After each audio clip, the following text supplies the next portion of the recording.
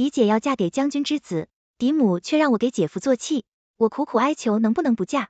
嫡母铁青着脸说，做妾和星号你选一样。于是我趁着月黑风高，直接爬上姐夫亲爹的床，变成了嫡姐的婆婆。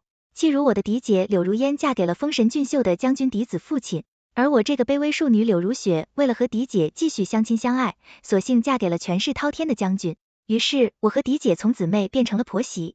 这不新婚第二天，我就喝上了嫡姐给我敬的媳妇茶。我母亲喝茶，我看着嫡姐心不甘情不愿的跪在我脚边，心情就很美好。哎呀，这个茶太烫了，我喜欢喝凉的。看着嫡姐一副忍而不发的样子，我心里乐开了花。她又换了一杯凉的，我继续摇头。哎呀，这个茶太凉了，我喜欢喝热的。一连折腾了几次，直到将心腹欺负的急红了眼，手都被烫起了水泡，我才罢休。婉儿，你还没叫我母亲赢着我便宜，继子父亲想要杀人的目光。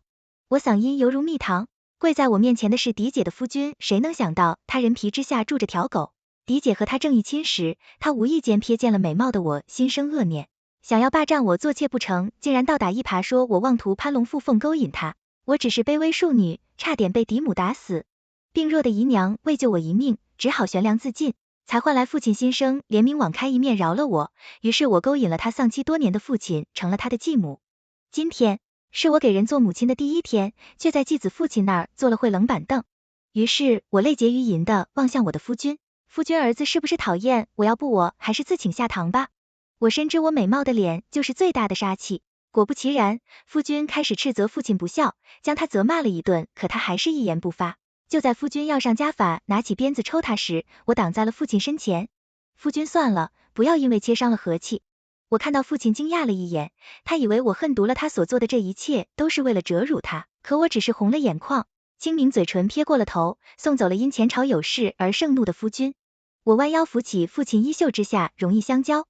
我父儿亲眼父亲这一世，我们只能如此，只要还能看见你就够了。父亲眼波微蓝，面色和缓，你又是何苦？视线交错间，我朝嫡姐脸上瞥去，她面色怨毒，恨不得将我绞杀，却又紧握手帕忍了下来。我低着头，泪眼盈盈，妾身只怕你好生待嫡姐，莫要寒了她的心，用不着你猫哭耗子假慈悲装模作样。嫡姐出言讥讽道，她终究是忍不下去了。如果不是柳如烟拥有我的，又该是谁？果然，父亲看着柳如烟一言不发，似嫌恶，又好似不想多说道，你这妇人怎能如此顶撞？算了，随我走吧。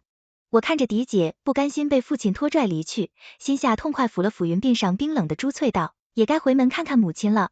我归您的那日，带着乘车的厚礼，管家的礼单拉厚厚一叠，父亲抚着长须，笑得如沐春风。看到将军将我送到门口，更是夸我给柳家长脸，比这一旁孤零零的嫡姐更是天上地下。要不是你这个星号挑拨离间，我的夫君父亲岂会憎恶我？嫡姐气得咬牙切齿，父亲，你可知这个星号竟当着我面勾引父亲，你应该将他沉塘进猪笼。一向疼爱嫡姐的父亲竟狠狠地甩了嫡姐一耳光，怒骂道，你这孽子信口开河，你不知道隔墙有耳吗？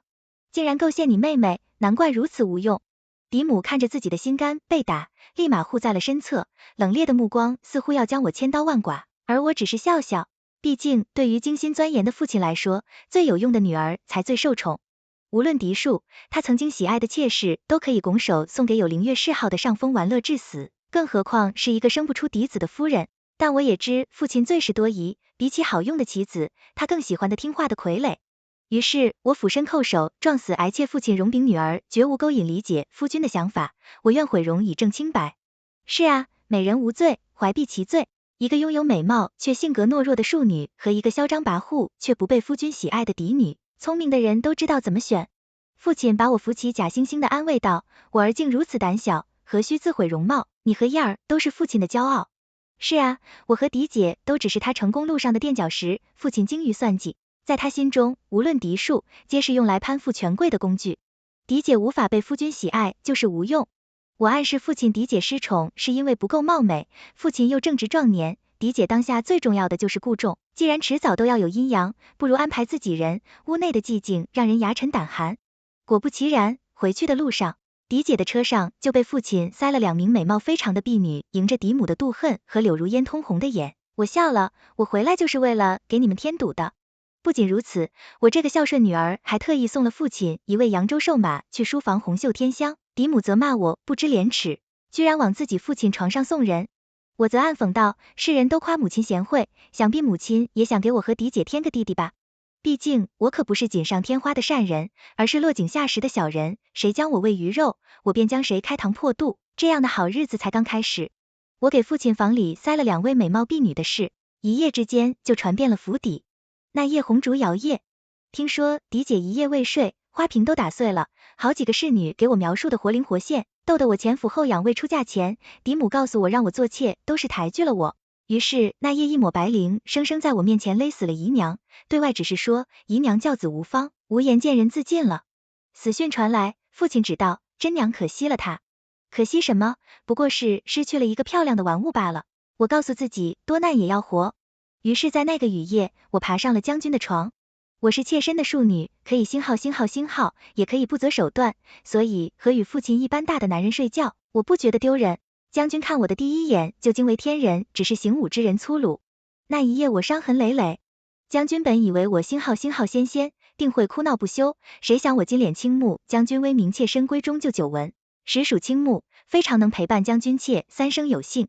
他看着我的脸，惊讶中透着痴迷，好一朵花。我给嫡姐房中色妾室的事儿被嫡姐一状告到了将军那儿，说我离间他和父亲的感情，又拿我当初勾引父亲妄想做妾说事儿。当晚将军就来找我兴师问罪。明面上我是婆母，可终究也只是个不受宠的庶女，上不来台面。可10几年忍气吞声的日子，让我学会了恭敬柔顺，才能活得更好。还不等将军兴师问罪，我就先挂了一条白绫，在房梁上踢到了脚下的凳子。我知道将军就在屋外看着我，我打赌他一定不忍心我死。果然就在我快要魂归西天时，他斩断白绫，将我一把抱了下来。他在将军肩上，我哭得梨花带雨。我一心倾慕将军，怎能容他人构陷这等丑闻，让我还有什么脸面活着在娘家？嫡母就告诉我，妇人不可擅赌，为丈夫纳妾，绵延子嗣，天经地义。嫡姐怎能误会我至此？我一个孤苦无依的庶女，又哪有什么坏心思？我只是个以夫为天的懦弱妇人罢了。我哭得我见犹怜，根本不给将军辩驳的机会。薄纱微透，曲线玲珑，美人垂泪，任他百炼钢都化为了绕指柔。床上男人最好说话，因为他们的大脑直通身下。果不其然，一番云雨后，将军立马倒戈相向。夫人做的对事，我错怪你了。将军坚毅的脸上流露出几分柔软，不怪将军，嫡姐在家时就多与我为难。他说，庶女也不过就是可以发卖的奴婢罢了。我慢悠悠地说着，如果不是遇到将军，我恐怕也没命活了。说着恰到好处地露出了就是被嫡姐鞭打留下的旧伤。那一刻我看到了将军眼底的怜悯与憎恶。嫡姐不知道将军发迹前就是被嫡母折磨虐打的数字打折7寸，这个分寸我拿捏得刚刚好。果不其然，将军沉默片刻，道，日后后院的事就都由夫人处理吧，不必知会我柳如烟言行无状，你这个做婆母的也是该教教她规矩了。新官上任3把火，有了将军发话，我立马嚣张跋扈起来，天不亮就让作为心腹的嫡姐站在门外，等我这个恶毒婆母起床，然后给我请安。奉茶有一说一，到底是人逢喜事精神爽，晨起敬茶时，父亲和后面的2个美貌丫鬟都是红光满面，只有嫡姐柳如烟一脸倦怠，妒恨的眼神都快擦出火星子了。我笑得乐不可支，敌人的敌人就是朋友。我送给了2个美貌丫鬟一人一尊送子观音上道的丫鬟立马了解到我们是一个战线上的盟友。我接过茶水，当即将他们从通房抬成了姨娘，更是放话说，如果谁能先怀孕，更有重赏。至于柳如烟，直接赏1本女戒，又送了她2个嬷嬷，专门负责教导她何为贤妻良母。果然2个美貌姨娘也不负众望，将父亲缠得好几日都没踏入柳如烟房中院子。负责洒扫的丫鬟交头接耳，少夫人可真可怜，听说一整夜没睡，点着蜡哭，等到天明呢。我对着镜子轻抚云鬓，对着丫鬟吩咐，给我说个远山计吧，再把那红宝石头面戴上。姨娘从前最爱说远山计，弹得一手好琵琶，曾经也是名满江城的清官人，引得多少文人雅士抛掷千金，只为博美人一笑。只是后来姨娘被父亲买进府后，就再没了。那余音绕梁，嫡母嫌姨娘是勾引男人的狐妹子，于是废了姨娘的手。我至今还记得嫡母罚姨娘跪在祠堂说的话，生来就是贱胚子，能入柳家做妾，已是你的福分，生不出儿子就是卑贱，若以后再敢勾引老爷，我就一抹白绫勒死你。等我梳洗停当，走到嫡姐院落时，她已经命人将2个美貌姨娘捆了，将脸上的险些破了相。手段倒是和嫡母如出一辙，只是还不够狠，嫡母可是一条白绫，直接将姨娘勒死，然后抛尸乱葬岗呢。嫡姐无论如何都得青出于蓝而胜于蓝才行。我过去的时候，她几乎将对我的厌恶放在了明面上，不过就是个爬人床的庶女，伺候和爹一样大的男人也不嫌恶心。她说话的样子和嫡母一样盛气凌人，可却没有嫡母那聪明的脑子。她恐怕没看到跟在我身后面色铁青的父子二人，人是我故意叫来的，我只是掐准了时间给柳如烟搭了个戏台而已。柳如烟，你言行无状，顶撞长辈，还羞辱父亲，这次我绝对饶不了你。父亲当着众人的面上帝姐好几个巴掌，最爱面子的他羞恼的直接晕了过去。夫君更是当着众人面直言柳如烟失德。傅言有亏拉到，宗祠反省我将柳如烟一桶凉水泼醒，就像曾经嫡母惩罚姨娘一般。祠堂内香火袅袅，我抱着姨娘的牌位，吓得嫡姐瑟瑟发抖。我命膀大腰圆的嬷嬷将她的头重重的磕在地上，给我姨娘赔罪，直到鲜血从她头上流出，她有进气没出气才罢手。我说，嫡姐，你还记得那一日嫡母勒死姨娘时，我拼命的跪在地上，求你，你说柳如雪，这就是你的命，不认就得死。我把价值千金的绣鞋踩在嫡姐脸上，烟眼弯弯，现在我把这句话还给你。柳如烟，这就是你的命，可我不会让你死，你和嫡母的好日子还长着呢。嫡姐被我吓得晕了过去，腿边蜿蜒一片湿痕，她失禁了，我撇了撇嘴，真晦气。我命人将她关起来，不给水米禁闭3天，并将窗户全部覆了起来，透不进去一点光。我走出祠堂时，看到了站在树下的父亲。如雪，你的脖子这是怎么了？父亲目光冷峻地看着我颈间刺目的红痕，我望着父亲，声音低哑无事。因嫡姐在夫君面前多说了几句，惹得夫君心生不悦，才终归是我命薄，只是庶女。我憋回眼角的泪水，只要能活着，看到你我也就别无他求了，尽情的幻想吧，幻想我是如何对你痴情。父亲眼神幽暗如雪，你再撑一段时日，我一定救你出火海。他勾住我的腰向我许诺道，我咽眼低垂，心里暗骂着骗子，可抬头却是含情脉脉如雪，我一定会替你讨回公道的。柳如烟这个毒妇，她休想再欺负到你头上。姨娘说的没错，世间男子皆薄情寡义，满口谎言。姨娘被勒死那天，父亲也是这般允诺，会找人救她。嫡母说姨娘勾引人的狐妹子，可这我知道，姨娘和父亲后院的那些女人都不同，她是被父亲仗势欺人抢来的。那时候的姨娘已经从妓院自赎，住在胡同小院里，可谁知却被打马游街的父亲也相中，竟不顾姨娘意愿抢了回来。姨娘被嬷嬷捆了，手扔在床上，被父亲享用。就这样过了几个月，直到怀了我，姨娘才放弃自尽的想法。她抱着我，坐在窄窄的小院里的月亮，喃喃自语道，那人总是说让我等他功成名就来娶我，可我等了又等，他却始终没来。后来我就等来了你姨娘的眼泪成串的往下落，那个看月亮的晚上好像一场梦，梦醒了也就被抛在了脑后。后来他的愿望就变成了，我一定不要像他一样与人为妾，他希望我像鸟能飞出这个囚笼，可姨娘至死也没飞出去。我也被困在了这个深宅大院，柳如烟还没关满3天，嫡母就找上门来兴师问罪。下一夜天长蝉鸣的吵闹，真让我心烦意乱呢。乐趣竟主动送上门了。侍女回禀母亲来时，我正赖在床上，不想起身。正午的日头，嫡母就在太阳底下站着。等我午睡醒来，我听到门外婢女回话，任凭老夫人您说破了嘴，奴婢也不敢惊扰了主子休息，您且先等着吧。没办法，谁让我得宠呢？千金一匹的布将军也肯买来私给我玩，只为让我开心。外人都传我是狐狸精附体，有妖法境能将不近女色的将军玩弄于股掌，更何况父亲朝中无事，还得仰仗将军提携。所以就算让嫡母等到天黑，也无人能奈何，我只是站在顶峰之上，没有对手来找茬，我真的好无聊。我远远的听着嫡母骂道，不就是个庶女，真以为自己是个什么能上得了台面的玩意儿。我起身拢了拢云鬓，漫不经心道，我如此卑贱，也是将军之妻，母亲想让我放过柳如烟，不也得求过来吗？母亲可来得有些晚，未曾看到嫡姐被自己夫君打得脸都红了，被关到黑不见光的宗祠。我俯身在嫡母耳边呢喃着，如果能将你们一起关进去，活生生饿死就好了。嫡母惊恐地望向我纤长的指甲，摁进我的皮肉，你这个毒妇，居然姊妹相残，你不怕你父亲惩治你这个孽障？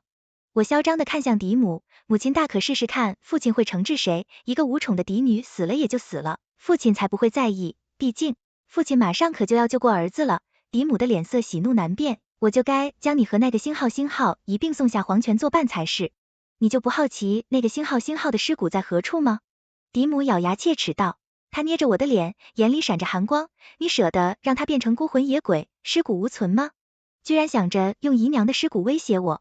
还没等嫡母将话说完，我就扬手狠狠打了过去。人死如灯灭，在姨娘挫骨扬灰之前，我先让你们求生不得，求死不能说着，我就左右开弓，猛扇他的嘴巴。嫡母似乎被我吓了一跳，正能过后开始反抗起来，我陷入无力，竟反抗不能，只能哭哭啼啼的，被嫡母压着打。慌乱间，不知他从何处摸到了一根发簪，竟朝我狠狠刺刺去。在婢女的尖叫声中，我却望着嫡母，笑颜如花。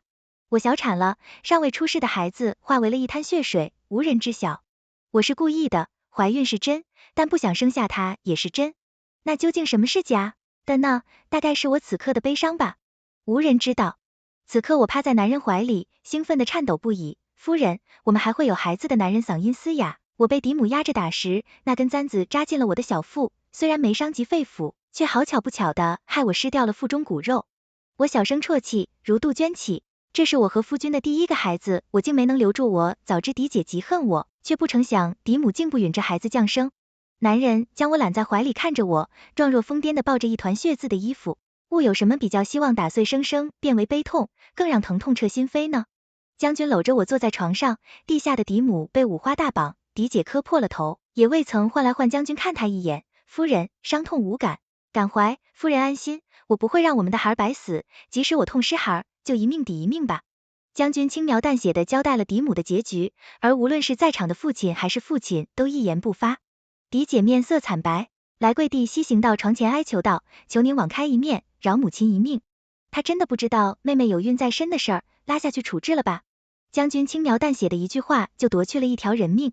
我看着嫡母，吓得昏聩，被强壮的婆子拖着要往出走。嫡姐不顾推搡，抱着她的母亲拼命的阻拦柳如烟。如果你也要拦着，就和你母亲一并星号吧。将军淡漠的说道。柳如烟怔愣片刻，然后低下了头，越哭越大声，好像发疯的狗。大家都看到了她在嫡母失望的眼中，松松开了自己的手。我将脸埋在将军怀里，在无人看到的地方笑得开怀。那晚他们也是如此，这般随意取走了姨娘的性命，毁掉了我的生活。所以我也要亲眼让嫡母看着，嫡姐如何为了荣华富贵放弃她的生命。姨娘被扔到了乱葬岗，死无葬身之地，所以我也要让嫡母被野狗分食，挫骨扬灰才好。嫡母的死亡就像一场梦，一滴水，无论是来去都悄无声息。父亲对外称他暴毙而亡，竟连个体面都没给，草席裹着就随意处置了。我送去书房红袖添香的姨娘，此刻正带着糕点和厚礼来府邸探望我。我瞅着她高耸的肚子和她相视一笑，有些东西不点自明。他父亲的意思是，丫儿虽然做了糊涂事，但到底还是姐妹夫人，既然已经出气了，还是需要在府中提携一二的。是啊，柳家女无论嫡庶，只要活着都是有用的。我看着跪在地上的嫡姐，柳如烟眼底一片淡漠，她肯定也想弄死我吧，可却依然要在我面前卑躬屈膝。母亲之前说我糊涂，以后还请母亲看待，都是柳家女的份上，多多照顾她一口，一个母亲叫了好不好口。我轻笑着将滚烫的茶水顺着她的脸浇了下去。父亲说的对，都是柳家女，我自然会多多照顾你的。嫡姐被烫的脸皮发红，却一动也不敢动。我捏着她的脸轻笑道，都是柳家女，这孩子无论是从谁肚子里爬出来，母亲都得姓柳才是。父亲的意思我懂，也要你更懂才是。在这后院，没有儿子傍身，就等于没有财富，没有权势，更代表他没有命活。父亲外面的私生女不知凡几，如果柳如烟不行，自有人补上。上同理，我亦是如此。经过嫡母丧命，他早已没有靠山，此刻更是明白了这个道理。我敲打他，你可得早日给父亲生个儿子才好。权势是女人最好的星号，女人一旦放下爱情，男人就是最好的登云梯，而我也只是点燃了柳如烟的眼底的光而已。从他放开他母亲的手，断尾求生那刻，我就知晓他骨子里流着和父亲一样凉薄的血。那夜，柳如烟一袭白衣，去姨娘处，将父亲截了胡。她抛去了嫡女的尊严，轻歌曼舞，放下身段的讨好，果然将父亲留了下来。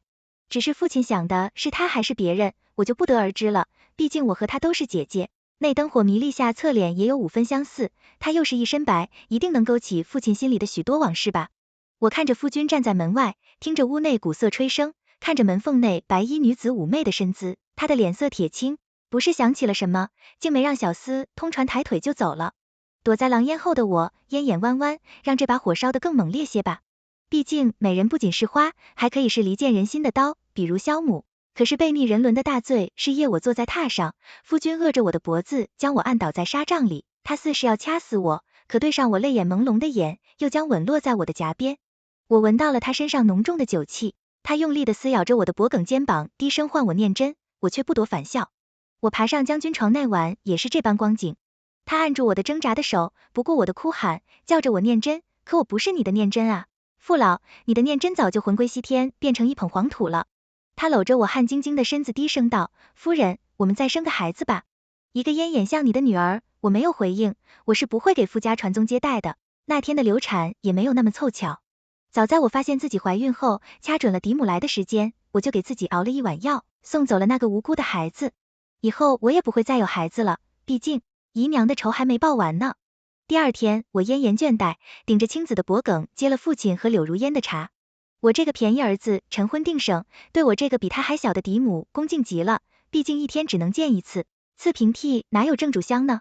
只是当他的目光看到我腕间的青子，终究是失了神。夫君似是发现了什么，生平第一次没给儿子体面，将他从正屋斥责了出去。我与他遥遥相望，泪眼朦胧，无语凝噎。我将眼泪藏住，对着夫君露出淡淡的笑容，似是毫无察觉。午间散步时，父亲躲在假山的缝隙间将我拉了进去，我的眼泪就像下雨打湿了他的衣襟。我无声的哭，这我会救你的，你莫哭。我无力的摇了摇头，你如何救？只要我一日还是你父亲的夫人，我们就绝无可能。父亲，以后你好自为之吧，我们不要再见面了。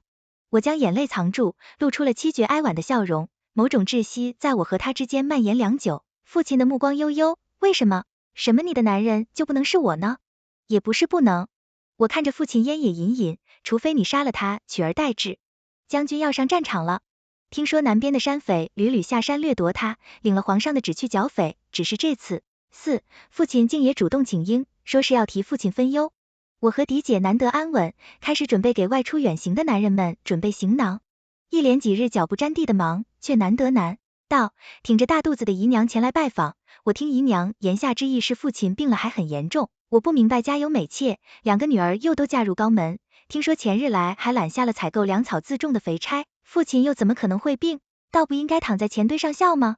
电光石火前，我的脑海似乎捕捉到了一些零碎的脉络，养草自重美差父亲病重，手中的丝帕一紧，大军即将开拔，父亲又恰巧此刻病重，莫不是他动了不该动的东西？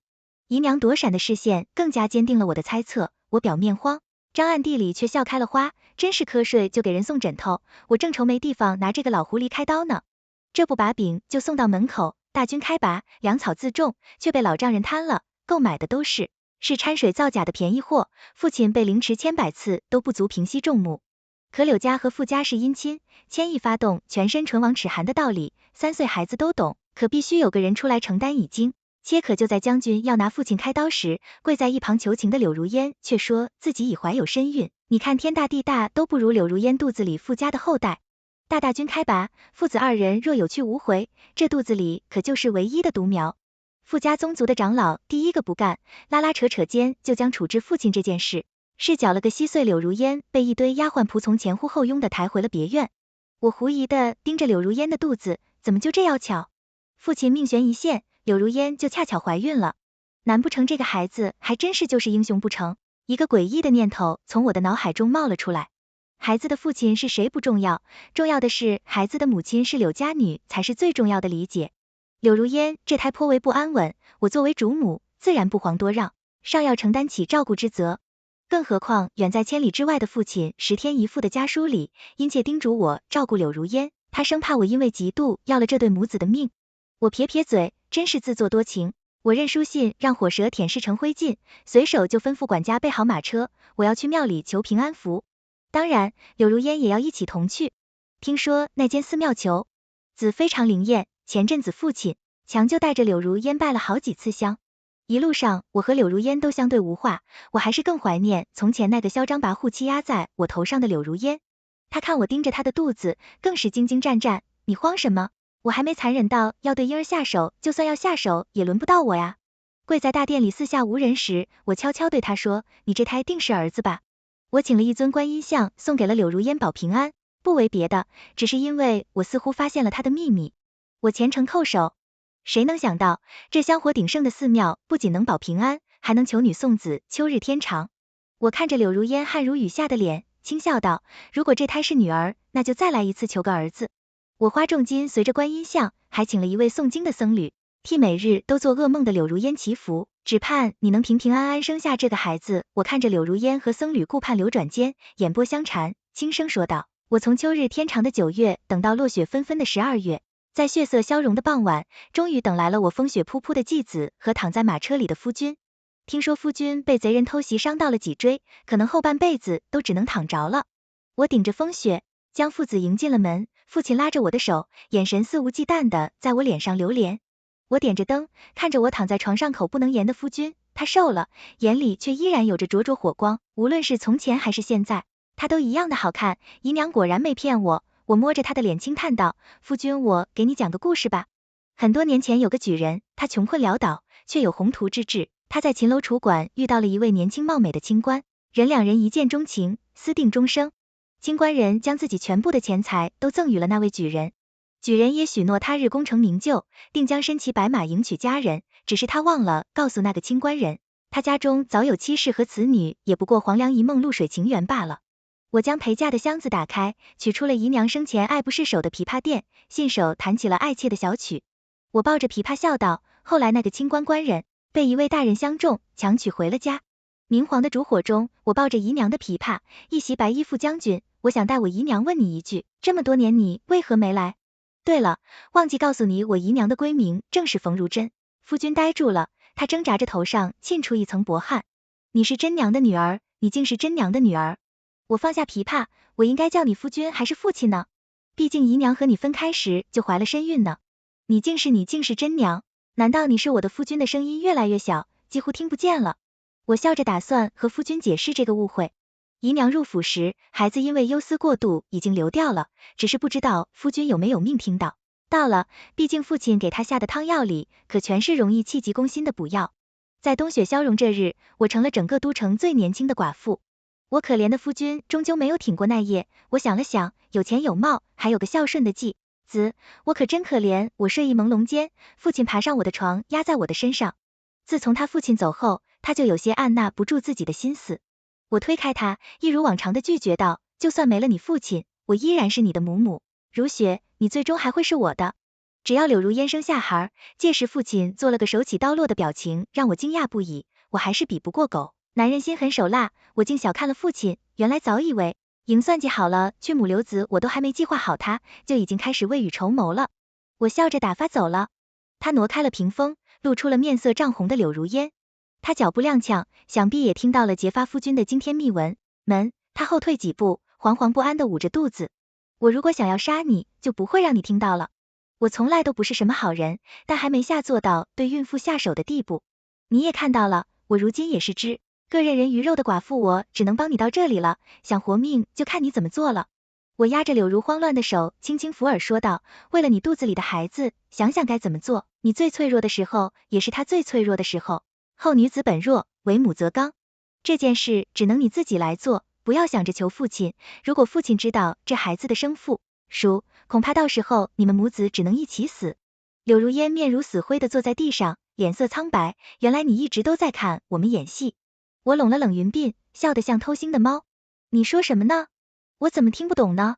柳如烟生产那日，只是派了一个丫鬟，告诉我一声说，算命师傅说我与他八字不合，让我避开。我知这是告知，也是诀别。随后就听到院落里传出了少夫人难产的消息。我隔着院子，诺看到接生嬷嬷脚步匆匆，对外喊道，少夫人不行了，少爷快进来见一面吧。一盆又一盆红色的血水被端了出去，然后我就看到父亲和父亲走进了那个小院。随后院门被2个大汉从门外缠上了厚厚的铁链。我没有见到柳如烟最后一面。面逃出升天的产婆只把一个襁褓递到了我的手上，里面抱着一个哇哇大哭的婴儿。空气中一片焦糊，掺杂着血腥味，墙壁被烧得焦黑，只剩下一些残片在风中飘荡。听屠夫说，不知是谁打翻了明火，等到发现时，火势已经冲天而起。父亲和父亲为了救柳如烟，都双双命丧火场。或许是上天有好生之德，柳如烟唯一的孩子被产婆救了出来，送到了我的手上。我看着怀里这个脸上还带着血水和烟灰的孩子，扯了扯嘴角。柳如烟还真是好算计，你自己的死换孩子的生，我想我一定是病了，竟然觉得这个咿呀呀的孩子有些可爱又有些可怜。母爱是什么呢？它能让不愿低头的姨娘为了让我活下去，心甘情愿对父亲地母低头，它也能让自私自利的理解为了孩子子心甘情愿的赴死。柳如烟倒是信我不怕，我把这个血统不明的小东西掐死我，成了都城的天煞孤星。不到1年就又送走了儿子和媳妇，年纪轻轻的我不仅变成了寡妇，还要照顾个拖油瓶，可以多亏了这个拖油瓶，将军府的万贯家财都由我随意支配。我想了想，自己有钱有颜还有孩子，果然太可怜了，钱多的花也花不完，每天都只能躺在金银珠宝上哭醒，丧夫守寡，果然是女人最好的补品。我将脸埋在婴儿柔软的颈窝里，蹭了蹭我父母这个死小孩也一样，未来的日子我们一起抱团取暖也不是不可以，毕竟该送走的仇人都死在我前头，我的好日子也才刚开始。只是不知道九泉之下的富家父子看着我养着和他们毫无血缘的孩子挥霍他们的万贯家财，会不会高兴的手舞足蹈。